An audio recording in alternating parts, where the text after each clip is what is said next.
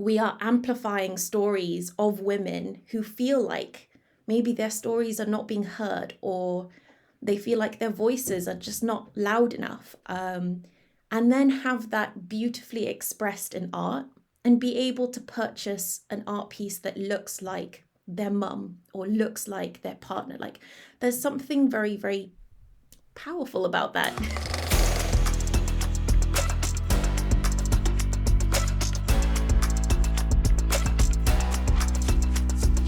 Welcome back to Cool Hand Crypto, where cinema, culture, and crypto collide. My name is Matt Silverman, and please remember to subscribe on YouTube and your favorite podcast app. Today's guest is a prolific artist using her talents in the tools of Web3 to make a real-world impact with the multi-collection NFT project, The Power of Women. Leah Ibrahim Sams, welcome to the show. Thank you so much, Matt. So good to be here. Let's start with pre-Web3. You were a set designer or a costume designer? Yeah, I mean, I pretty much did anything that sort of came my way. I think I was like the jack of all trades to do with theatre. Anything that came my way, I said yes. So I've been set designing, costume designing, I was assisting, I was doing scenic painting, I made props, I made costumes, I did video, anything that sort of came my way, I just basically said yes. And I did that for a good, pretty much until sort of the pandemic hit and everything and lockdown happened. And, you know, all of my friends, I lost all my work overnight. I think we were all on the same boat and we were just trying to find a way to stay creative. And I think that's sort of where my sort of journey into illustration happened. But yeah, it's a bit crazy going from theatre to Web3. Well, you're an incredible illustrator. Prior to Web3, have you done any other illustration work? Well, not really. I think so. A lot of the illustration that I was doing were basically facilitated or was part of a process to realize sort of the theatre side of, you know, the theatre aspect. So it was like, you know, a lot of costume designs, a lot of like drawings for set designs, and it was part of a process, and it never actually got seen by anyone outside of the creative team. So it just didn't feel like it felt like an audience was seeing only a side to what I was doing creatively.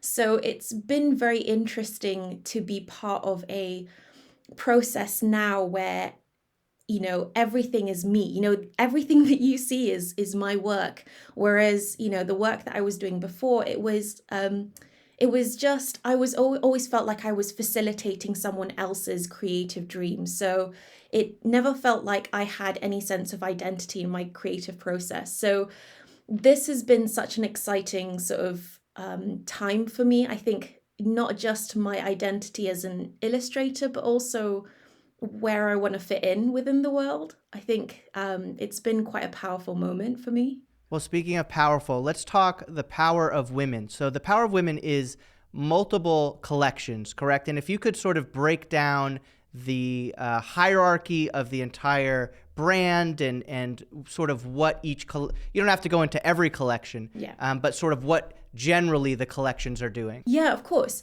Well, I mean, I think the title sort of Power of Women came to be when I was illustrating. So I was doing an illustration a day just to keep sane. And one of my illustrations had Power of as like a mural in the background. It was sort of a Shoreditchy vibe. If anyone doesn't know Shoreditch, it's like the cool end of London. And I thought, wouldn't it be cool if it said woman on her jumper? Hence why Power of Women was sort of born. And before I went into Web3, I sort of called my shop on Etsy Power of Women. I called myself Power of Women. And I thought that's such a great name to call myself. And then when we went into Web3, my husband and I, we didn't know what we were doing. He is the other half of Power of Women. And it was actually through his colleagues, his firefighter colleagues, that we actually got introduced into Web3. And so, you know, the journey of Power of Women has been an organic journey. There, you know, we have tried to be intentional as much as possible, but it has never been, it has been an organic experience, unlike how some people have probably come in, projects who have established, tried to see what was around, establish a project, and have sort of run with it. What I have done is I've gone, okay, I'm an illustrator. I've called myself Power of Women. We came into the space when the likes of Boss Beauties, World of Women, Women Rise was sort of launching, and everyone said, well, you're the next big collection, right? And we were like, no, I'm a one-to-one artist. And everyone kept on going, but you're a project, right? And we're like, okay, we're a project. And so we started behaving like a project. We started going, well, the beauty of projects is that, I think everyone came together collectively to mint, on a certain day. And so we started releasing our artworks in drops. And that just made people feel like they were part of a family doing something together. And I think that's the beauty of Web3, isn't it? The sense of community and camaraderie that comes together in support of an artist or in support of a project. And I think that's what we were able to do. And so I think what happened was that Power of Women became this sort of hybrid where we could behave like a one-to-one artist, but we could also behave like a project, and we could take awesome aspects of both. And where we've seen trends of, projects rise and fall and trends of one-to-one artists rise and fall, we've been able to sort of be very, agile and navigate our way through all of that. And so, we launched the League of Extraordinary Women, which was all the artworks I did during lockdown. That sold in 3 hours. I don't know how that happened, but we didn't understand at that point what Web3 was all about. And it was until after that collection that we suddenly realized, Web3, the beauty of this space is the community. And so, we did a couple of auctions, we did a couple of one-to-one artworks on Foundation, but what we finally realized was that if we are going to behave like a project, we have to harness this sense of community. So the thing that really sort of brought Power of Women sort of on its meteoric rise was when we started the Women of the Metaverse collection. And that really for us was a turning point because, and this is my husband's Jack idea, but it was, we are, so there's so little women in the space.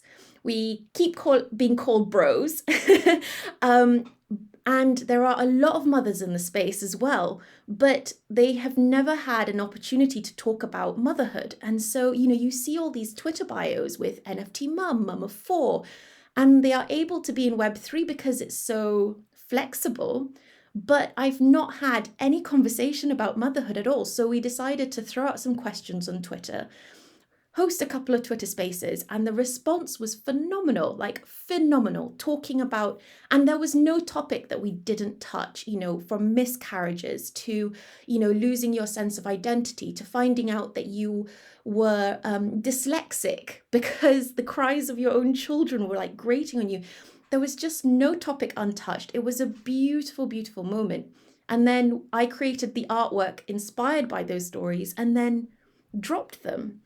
And, and that motherhood series sold out in, it was just 1 or 2 seconds. It was unbelievable. But I think that was the moment where we truly understood who we are in this space. We are a project that is actually a platform.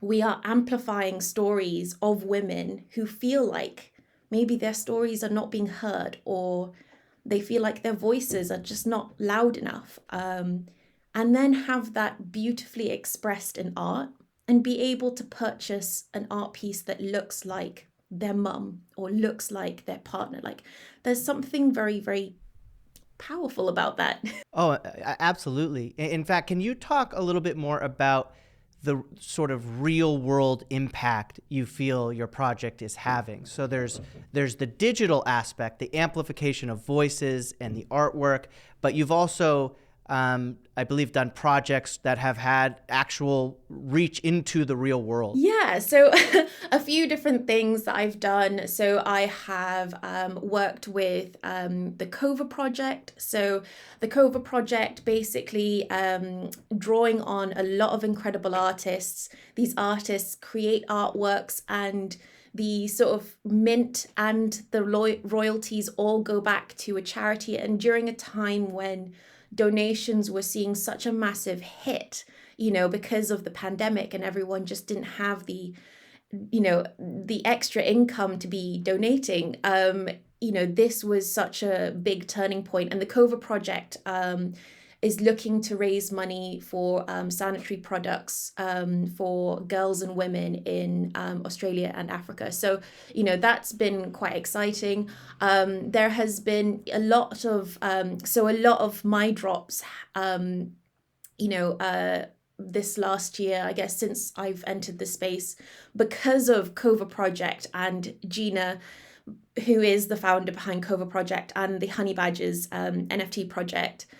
Because of her great work and how much I'm so inspired by sort of her philanthropic mind, a lot of the drops for my collections have also had a philanthropic aspect. So it started off with the Veiled Ladies, which happened a little bit after the League of Extraordinary Women. 25% of the initial mint went to MACNA, which is a cancer charity back in my home country in Malaysia. My mum works quite a lot with MACNA, basically trying to support families who have lost their jobs, or they have struggled financially because of having cancer, or someone having cancer in the family. So that was really incredible. And then to sort of build on that, Women of the Metaverse, we basically decided to do drops of 10. So the first one was motherhood, we had cultural identity, we have pride, we have and I think it will continue after the launch of Blazing Women. But each drop, basically we've decided to give 5% away to a corresponding charity. So with motherhood, we gave to a postpartum nonprofit.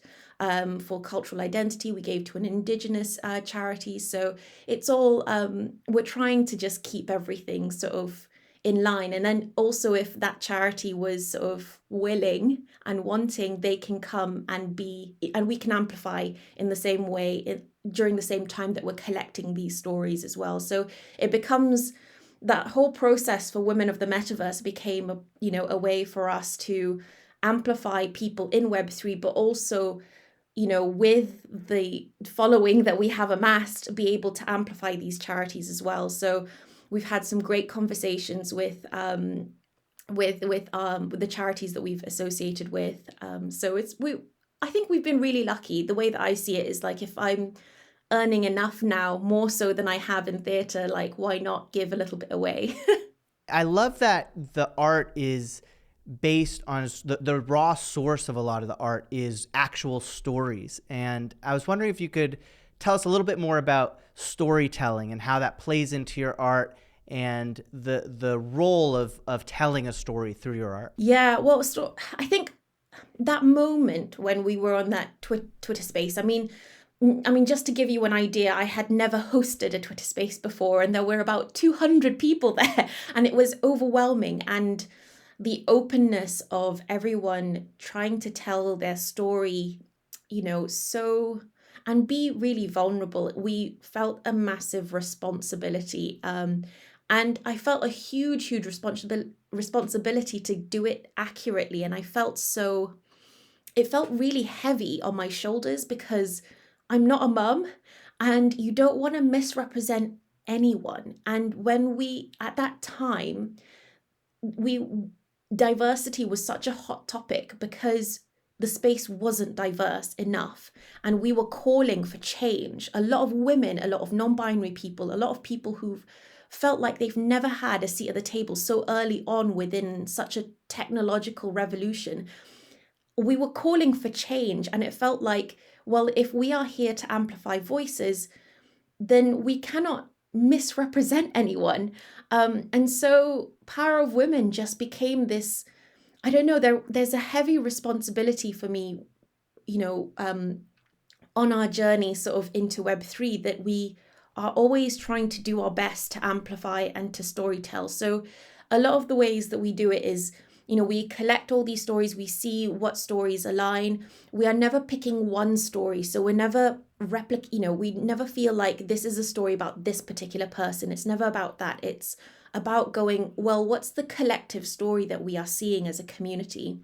My husband is an incredible wordsmith. So he is the one that articulates everything beautifully. So I sort of, both together, we look at the stories that we've collected, We've basically, pick out, stories that we think would make good pieces of art.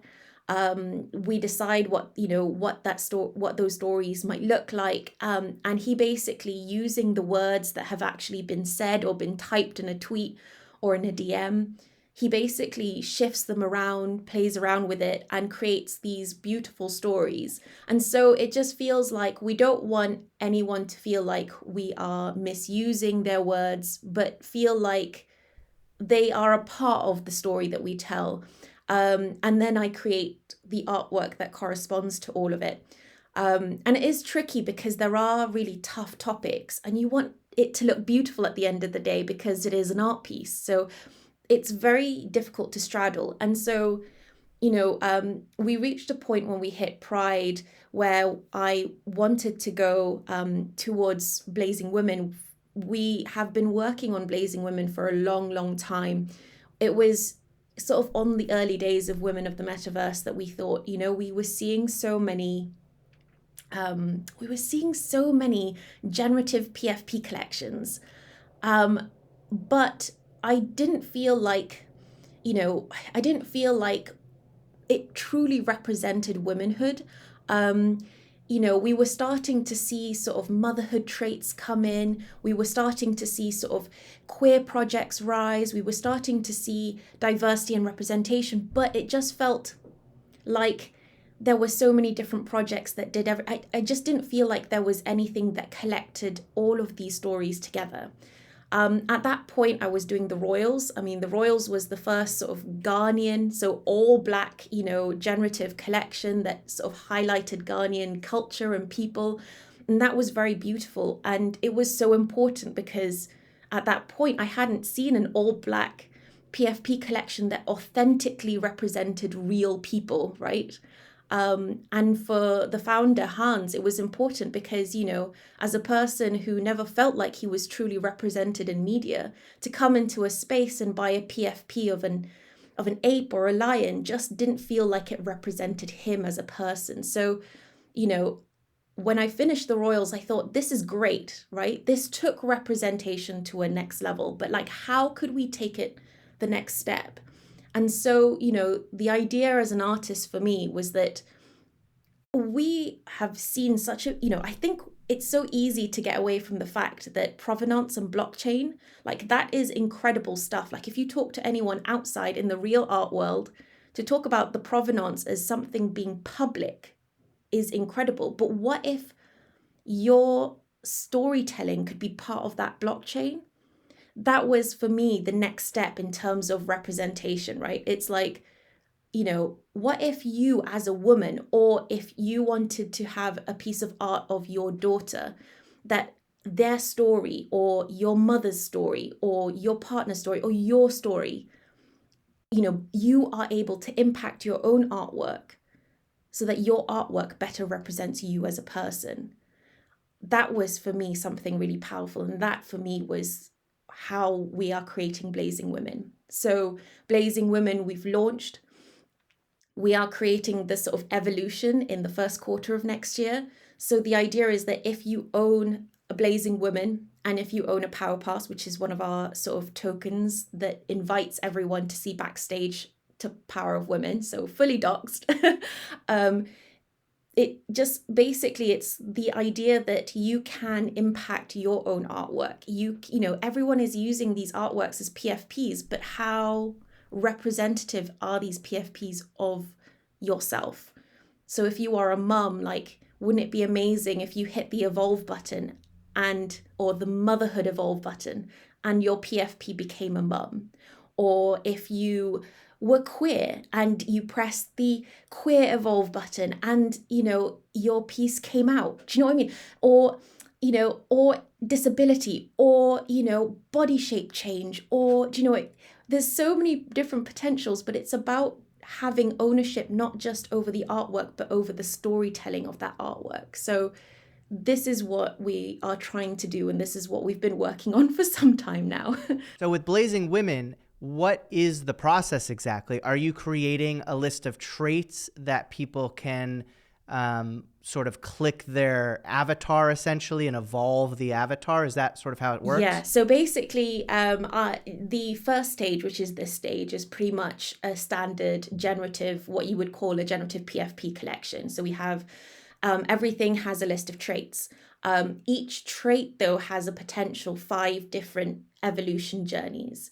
You basically, when we are ready, hopefully next year, early next year, when you click evolve, there is 2 options. You can know what the 5 different journeys are and click that evolve button, or you could randomly choose. So, if, for example, one of those journeys resonate with you and you really want to have a piece of artwork or your artwork evolve in that direction, then you can hit evolve, and it would go into that direction. If you want to randomly evolve in the same way that you mint and not know what artwork you're going to have, that's also going to be a possibility. So it's about, we're trying to keep the fun that you have with mint, where you don't know what you're going to get. And there's something beautiful about that. But also we want people to have the opportunity to have power over their own story. So, having that choice is so important as well. So that's going to be something that happens then. So I have done something like 271 traits for 2,500 blazing women. Each of those traits will be able to have 5 different directions. So you can imagine how many traits we're looking at. It's going to be time consuming, but I think it's a beautiful, and Jack will hate me for saying this, but it's a beautiful experiment. It is an experiment. I want to see if this can better represent us as women, This is sort of a selfish question because my project's the Sherwood project, and we also have an NFT that is that transforms. It's one NFT and it turns into something else. So what is the sort of technical process, as much as you can, with an evolving NFT? So is it one NFT and then it gets burned and it turns into a new NFT? Or is it multiple NFTs, or how does that all work? Yeah, so it's been very interesting actually, because the Power Pass token that I've sort of launched early on is a invitation for the core Power of Women family to be involved in everything. They see everything. We talk about budgets, we talk about how much we spend, we talk about everything. And also what it is they are our focus group. So we ask them what they want to see. And for us, it's been a key part of our process staying relevant in this space, because it shifts constantly, right? And it's so hard to know what people actually want or what collectors actually want when you're so focused on your own path. So for a long time, what we wanted to do was have an NFT that did change. So a process of potentially burning to create something new, for it to be permanently changed. But a lot of the community that we have spoken to actually said, well, we're not going to hit evolve because we don't want to lose the original. And so we are going to collect a lot more feedback. But the consensus at the moment from our community is that we will have our Blazing Woman collection, and we will have the Blazing Woman Evolved collection. So for every Blazing Woman, once you hit Evolve, you have a corresponding NFT that is evolved. You can only evolve it once. So whether you buy that on primary, whether you mint that on primary, or whether you buy that on secondary, if it's evolved, there is no chance for you to evolve it again. So there will only ever be 2,500 blazing evolved pieces. But that has been the consensus. And when we have offered that to the community, they said that they would evolve all of their artworks, which is what we want. So we're led by the community. Yeah. So I want to talk about that a little bit. Can you go into sort of how you keep your community engaged, and how do you balance keeping in touch with your community with creating all of this art and being the head of this project? Yeah, it's like spinning 10 plates all at the same time. I'm not gonna lie, it is full on, and it is tough. Jack and I have been releasing one-to-one artworks. We are like any other one-to-one artist who is sort of finding their way into the space. We don't have the funding of a mint during the bull market, we are not, we don't have a massive team. It's just me and my husband who works part-time, and we are running everything. But the way that we are doing it is that we have, and this has been through a lot of help from our advisors. So Gina, who I mentioned, who is part of Honey Badgers and the Cover Project, but we have curated clubs. So we've got Art Club, and Art Club is basically, I can teach them art classes, or I can teach them, or I could do a live trait drawing. And essentially, that is just access for them to see my process as an artist. And then we have Coffee Club, and this happens sort of bi-weekly, so people get to see what we do from week to week. And so they can see behind the scenes, they can see all the tough sides. So we talk about how it's a struggle to find an accountant in the UK who deals with crypto. We deal with, everything from setting ourselves up as a business to, trying to curate all of these stories, trying to figure out everything. We've got Access All Areas Club, which is how we give masterclasses in what we know. So I talk about how to create artwork for a generative project. Jack, who's incredible with budgets, talk about how he budgets everything. And we share all of these resources.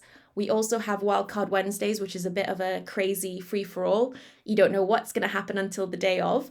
That's just a bit of fun. And basically all those clubs, if those live events don't happen during your time zone, we record everything and put it onto our Power Portal, which is where, and if you have a Power Pass, you have access to the Power Portal. So you have access to basically our journey creating Blazing Women.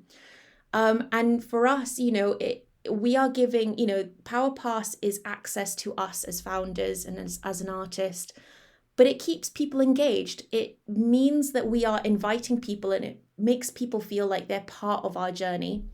So we've been able to organically just keep people excited about Blazing Women because they feel like they are in the scoop. They get to see everything behind the scenes, and whatever they see, they can learn from. And it just feels like it's part of that beautiful vibe right at the beginning of Web3 when we were all listening to Twitter Spaces, we were all sharing information, but this is our way of doing it that helps us, build our community, but also for the community to learn from us. The Power Pass holders are also able to be part of the Power Squad, and the Power Squad are our focus groups. So, we hold meetings when I want to find out more about what the community wants. They are super helpful. I ask them, what do they want in terms of rarity? What do they want in terms of this? And where, Jack and I could spend hours and hours debating what the community wants. It's so easy. I just type on a channel on Discord, hey gang, what do you want to find? What do you want in terms of rarity? And then everyone chips in when they want to, and it's brilliant.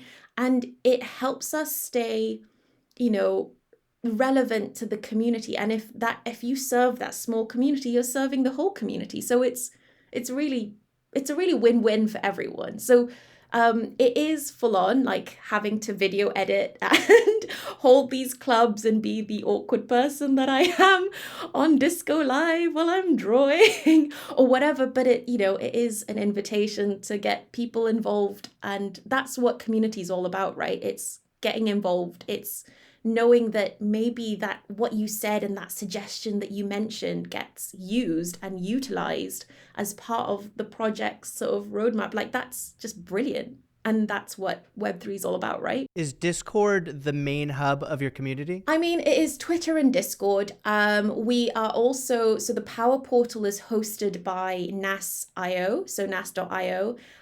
They have been really incredible to sort of, I guess it's the pool of where our resources are. And this is the space where, for example, a lot of my events happen on the UK time. So US-based people can access, my events whenever they like. And so, yeah, I think it's Discord and I think it's Twitter. Discord is not perfect. Twitter is definitely not perfect, but it is where we have been functioning for a long time, and we have created beautiful relationships here, so we're pretty happy.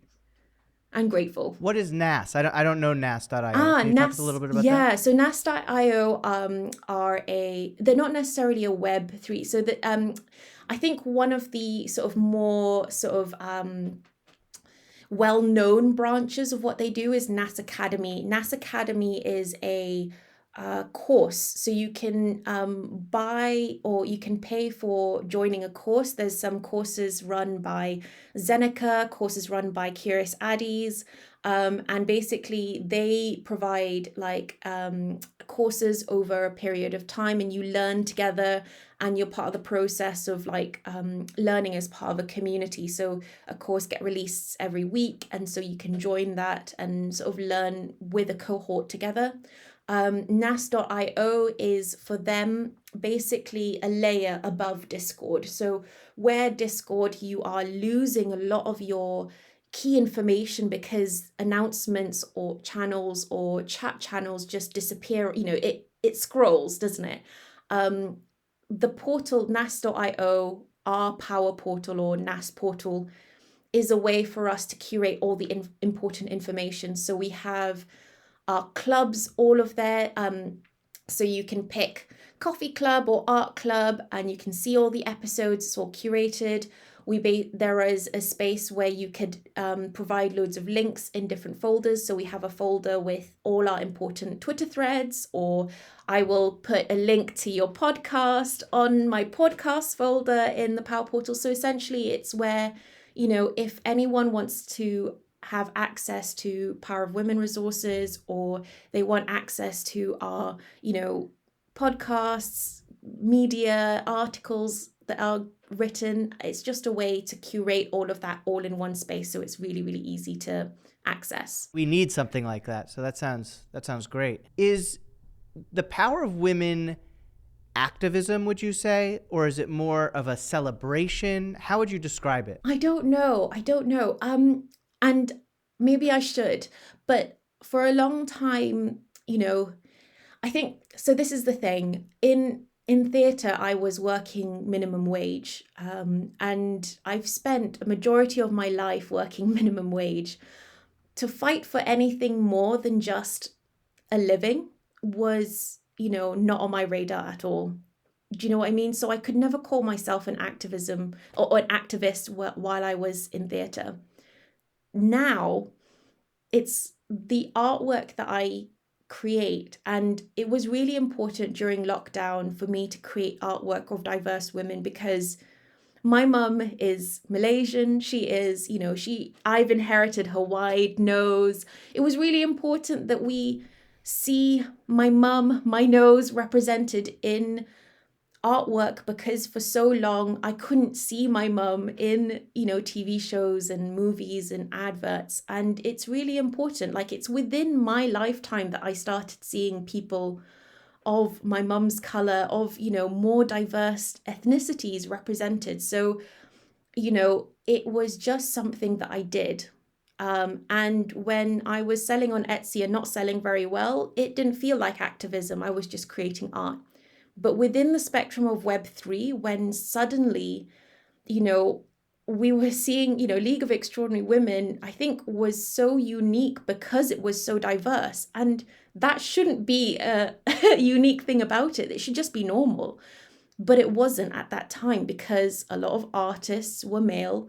There was a lot of male gaze within sort of artworks that were available, and women were entering the space and going, well, where's the representation here, right?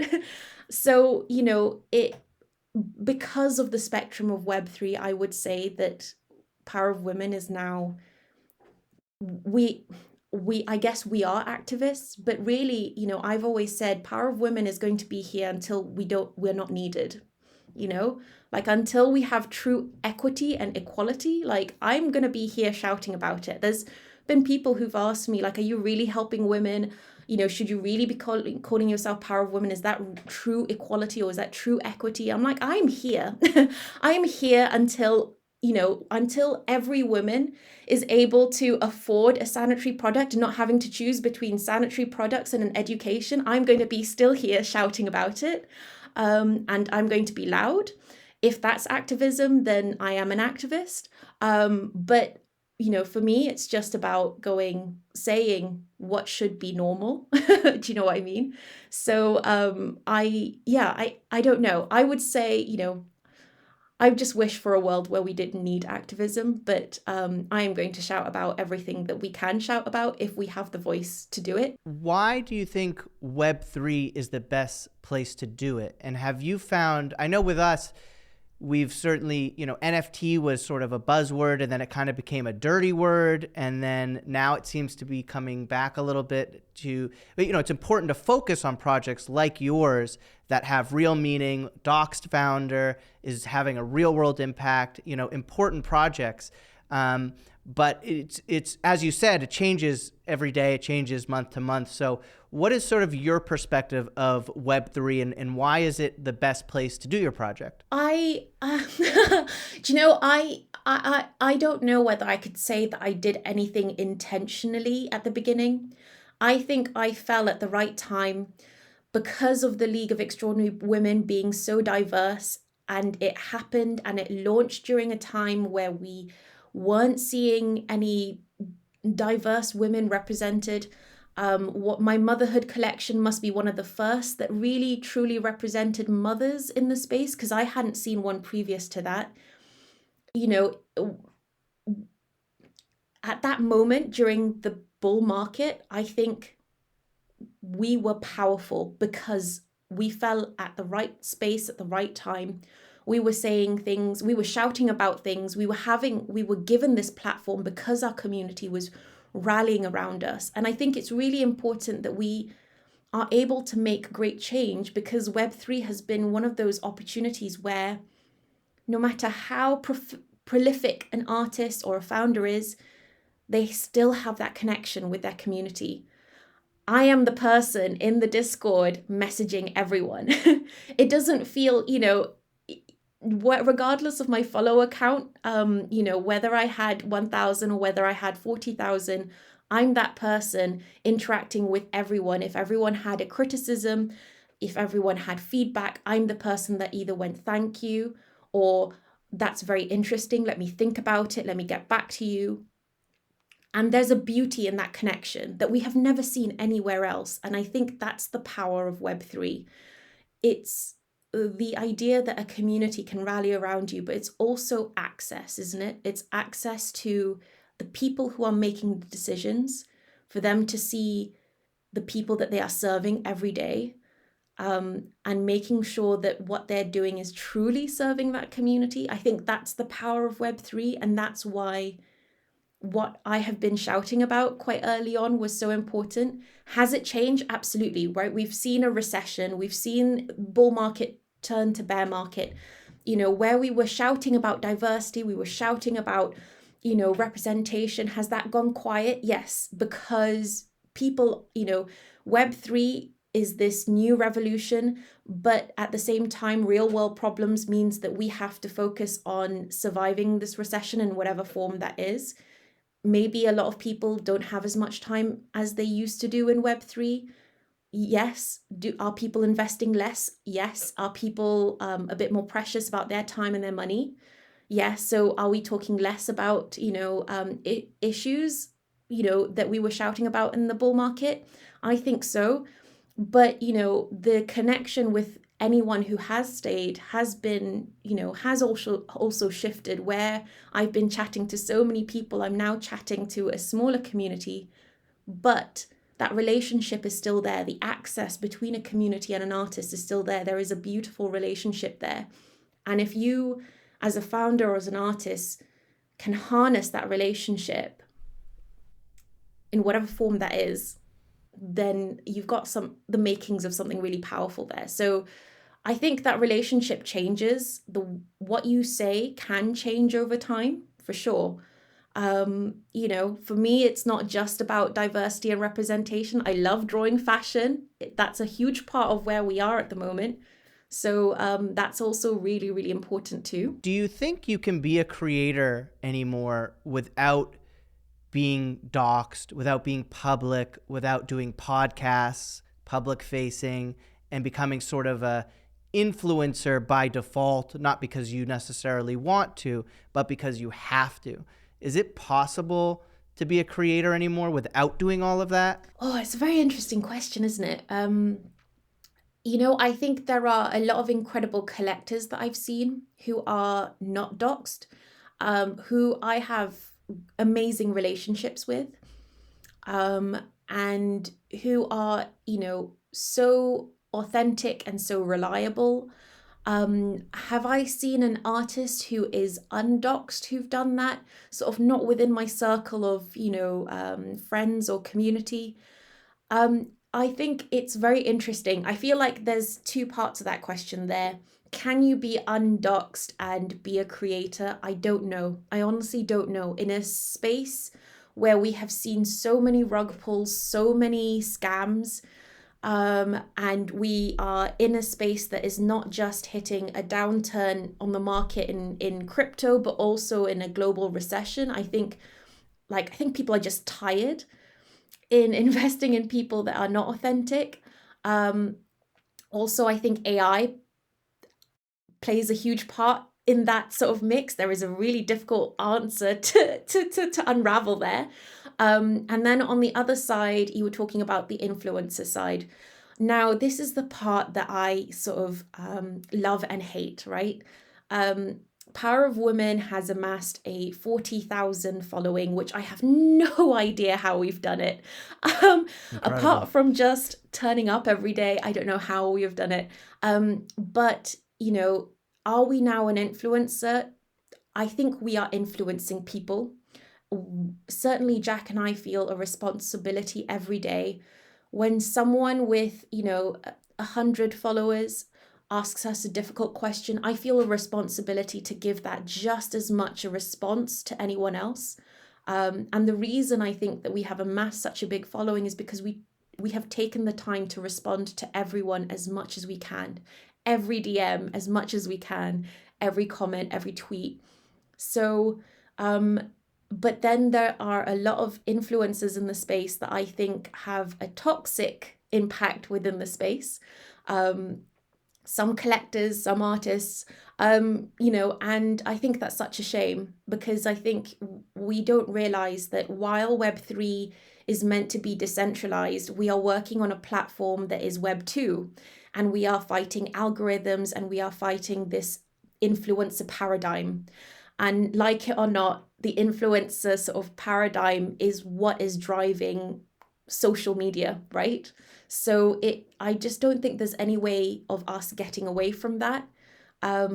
We need a certain sense of algorithms, I guess, to amass a community so that, the community, you can't just see everything that all your followers and everything that they tweet.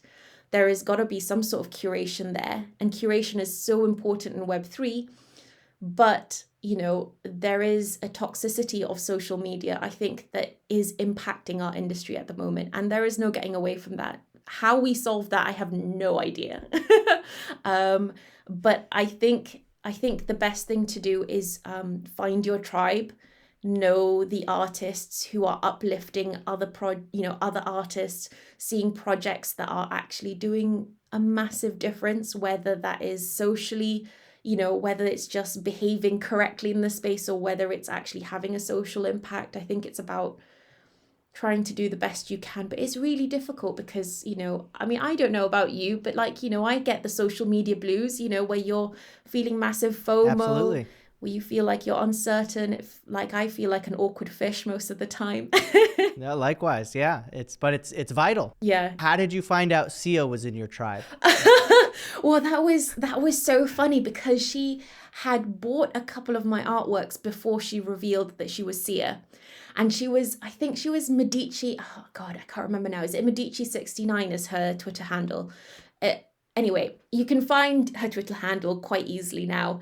But before she outed herself as Sia, she bought a couple of my artworks. And then when she outed herself, it was when we were looking at the collection. And sometimes we look at it just to see if there's any scam sort of collections. And we suddenly realized who it was that had collected my artwork. Now, I've DM'd her a couple of times when we were launching the Power Pass and we were launching Blazing Women, but haven't heard a response. But I'm still really chuffed that she would think she's busy. She's she is busy. She'll get back to you.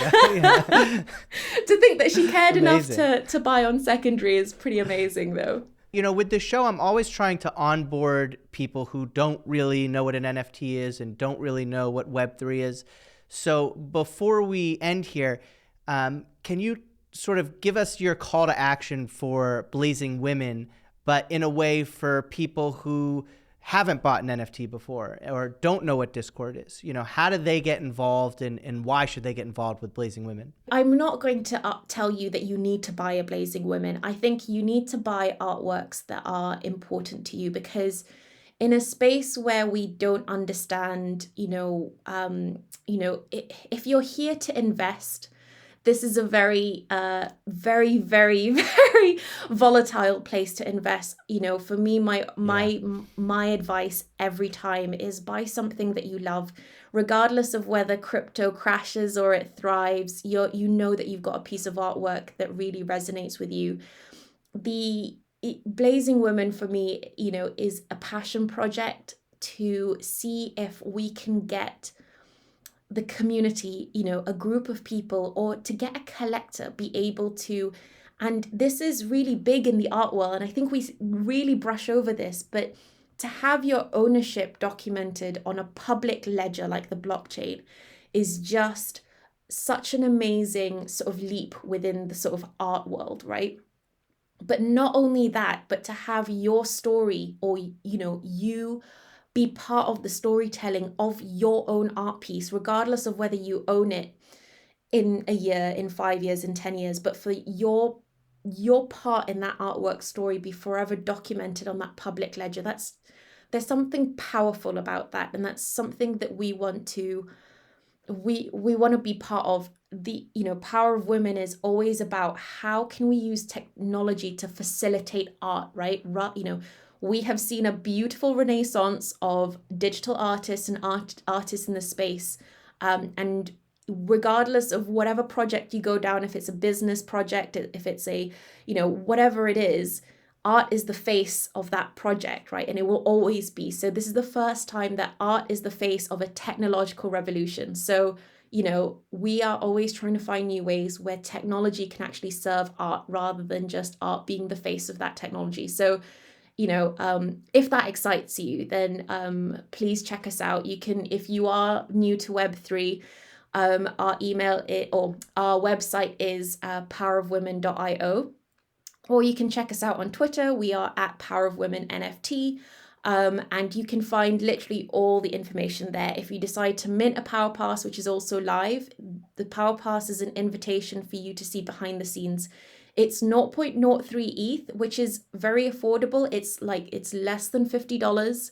And it gives you access to everything. We teach everything. It's a good way to consume Web3 information from an artist's perspective.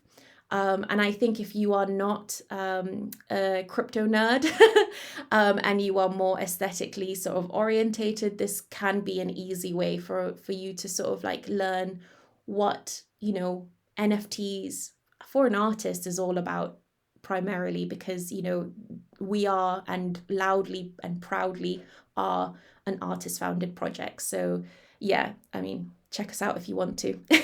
Well, Leah, thank you so much for coming on the show. Thank you so much for having me. It's been so good to chat.